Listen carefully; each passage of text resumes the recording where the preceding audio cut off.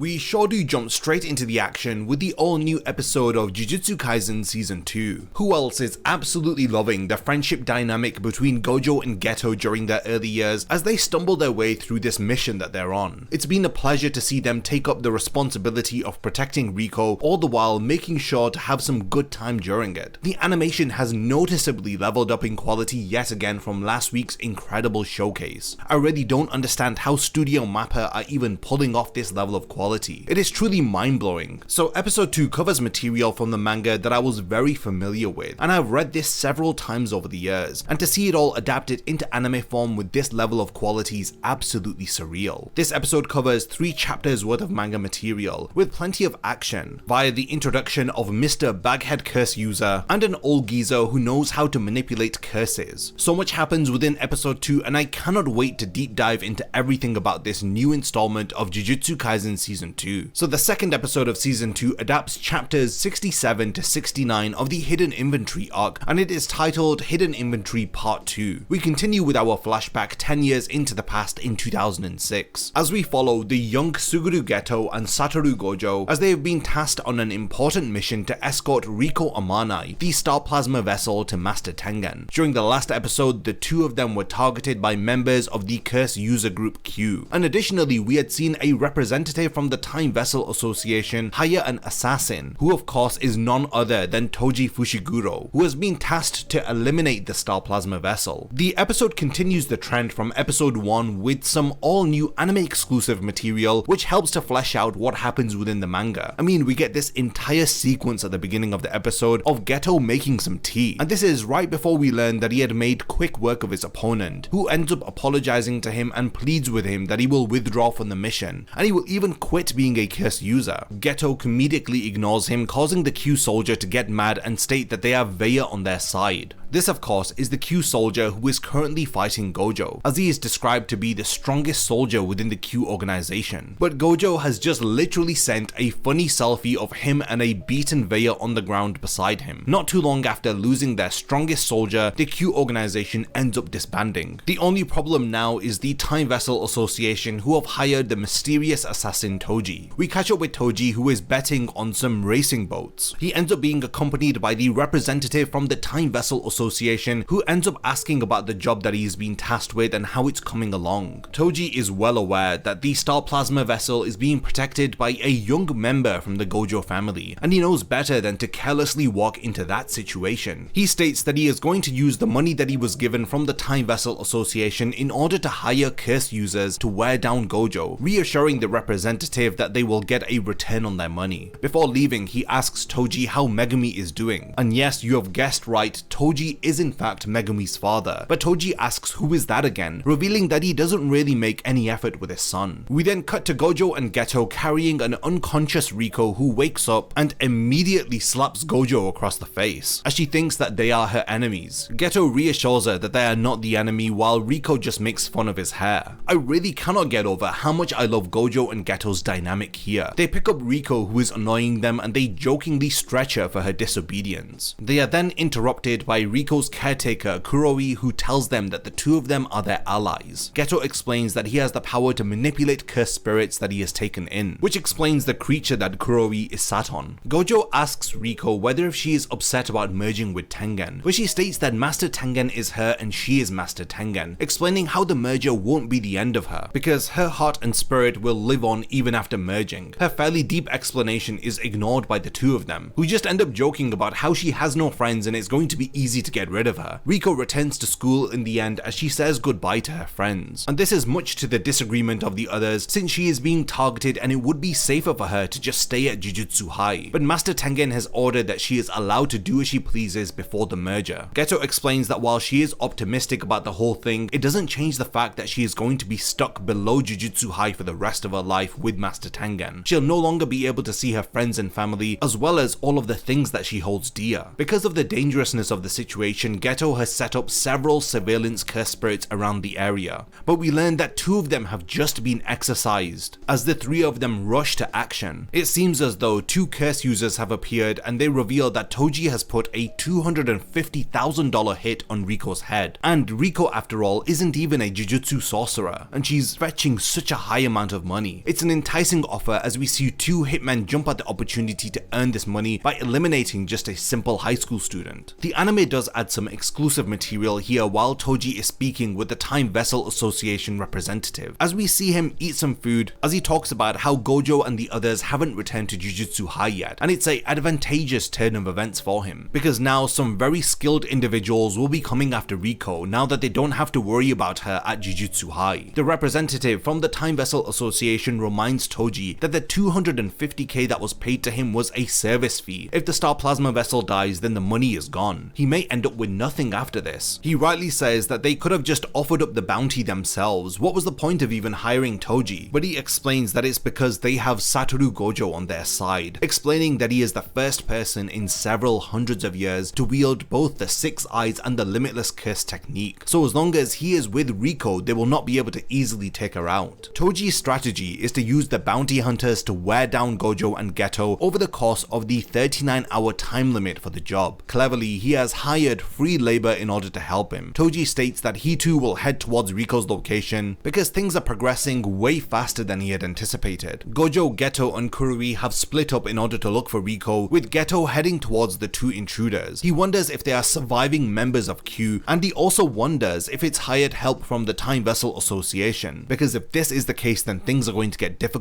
for them. And it isn't long before Geto encounters one of the intruders, who is revealed to be an old man who is also a curse manipulator similar to Geto, with curses covering him from the front and behind. The old man begins to make assumptions about Geto's young age and his lack of experience, stating that he would never risk engaging in close quarters combat. But Geto manipulates one of the curses next to him into a large size which covers all of the hallway as it charges towards the old man, who ends up crashing into the wall. Assuming that he has been defeated, Geto turns his back, but the old man ends up jumping out from a window behind him. But Geto intercepts him swiftly by disarming the knife that he was carrying and thrusting his hand straight into the old man's head before he starts to go to town and punch him. The assumptions that the old man had made about Geto were wrong, because he is very comfortable with getting up close and whacking you across the head. Geto is fascinating to see at this age, because he not only can manipulate curse users, but he evidently can manipulate the perceptions of others with how he was able to make the old man believe that he was just an anxious, inexperienced kid. Meanwhile, with all of this going on, we see the second intruder with a bag over his head thinking about how he is going to spend the money that he will be receiving. We then get this really funny scene of Gojo barging into what appears to be Rico's school chapel in an attempt to move her from the school to Jujutsu High. We see Gojo revel in the fact that all of the girls are fawning over him, and even the teacher is too. It's a nice bit of comedic relief from all of the tension from the last scene. To avoid any collateral damage and possibly harm to Rico's friends, moving her to Jujutsu High is considered the best course of action. This of course is proven to be right because Mr. Baghead, the curse user responding to Toji's listing, is seen observing the two as they escape. He is however intercepted by Kuroi before he is given a chance to act. I absolutely love how dynamic the cuts are in this fight, as Kuroi makes quick work of him, but not before he is able to confirm that Rico is in fact the person who has the 250k bounty on her head. Geto and Kuroi quickly communicate this information to Gojo about Rico's bounty, which perfectly transitions us into the next scene, where we see Gojo and Rico standing while they're surrounded by several doppelgangers of Mr. Baghead. After a brief observation, Gojo is able to deduce that these similar looking assailants are not Shikigami, but they are in fact actual clones. But none of this matters because Gojo quickly reminds him that it doesn't matter if he is outnumbered, because he is still going to casually defeat them. Once again, we get some dynamic and really bouncy cuts of animation here, especially when Gojo uses blue to cause the two of the clones to crash into each other. All of this is creatively explained via the lenses of his glasses, and it looks absolutely amazing animated. I love the way that the anime communicates all of this, and it manages to do so by elevating what is within the manga. My highlight for this episode has to be Gojo utilizing the ability Reversal Red. You can see here from Gojo describing how tiring it can be to use his techniques, that at this point in the story he was nowhere near as refined with his abilities and mastery of his powers in comparison to the present day Gojo, which in all honesty is nicely conveyed during the Hidden Inventory arc. And all of this just highlights that Gojo has a few limitations at this point that he needs to iron out. Aside from the absolutely wild animation during this Reversal Red scene, the tone shifts once again, because while Gojo was beating up Mr. Baghead, Kuroi had ended up getting captured by the Time Vessel Association. This ends up ending the episode on a rather suspenseful suspenseful and shocking cliffhanger. What another absolutely amazing episode. Just when I think that Jujutsu Kaisen can't look any better, a new episode drops and it blows all of my expectations out of the water. We once again get to see the great dynamic between Gojo and Geto as they deal with Toji's tactics, which will now really kick into high gear in the next episode of season 2. Episode 3 is creatively titled Hidden Inventory Part 3, and we can expect Toji to finally join the battle, and it will be exciting to see what Megumi's father brings to the table. Manga fans have loved Toji's character for years at this point, so it's about time that anime only fans get to experience some Toji greatness. So what were all of your thoughts on episode 2 of Jujutsu Kaisen season 2? Have you been enjoying the hidden inventory arc in anime form so far? There is evidently areas where the anime staff are fleshing out certain scenes, and I feel like this really makes the anime feel like a superior adaptation from the source material. Not only does it build upon the story, but it visually just looks insane. Definitely be sure to continue the discussion in the comments, and be sure to subscribe for more Jujutsu Kaisen content as I continue my weekly coverage of season 2 of the anime. Lastly, thanks for making it to the end of this video, and I cannot wait to see you in my next Jujutsu Kaisen video.